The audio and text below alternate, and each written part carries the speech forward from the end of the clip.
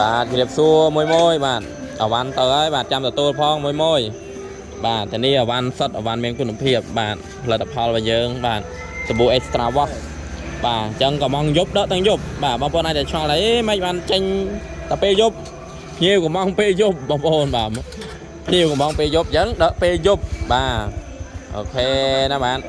ទីតាំងយើងមានច្បាស់លើពិតប្រាកដក្រុមហ៊ុនយើងមានណាបាទពិតប្រាកដណាបងប្អូនបាទផលិតផលសុទ្ធផលិតផលមានគុណភាព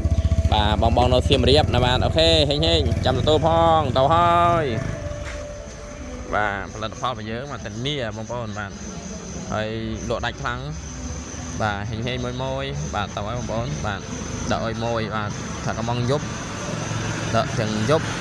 បាទកំងថ្ងៃបានថ្ងៃកំងយប់បានយប់ណាបាទអូខេណាបាទoffice របស់យើងណាបាទ office របស់យើងគឺបើដំណើរការដល់ម៉ោង 10 យប់បងប្អូនបាទត្រូវការទិញបងប្អូនអាចមកទិញបានណាបាទផលិតផលធានាណាបាទមានគុណភាពផលិតផលស្តង់ដារ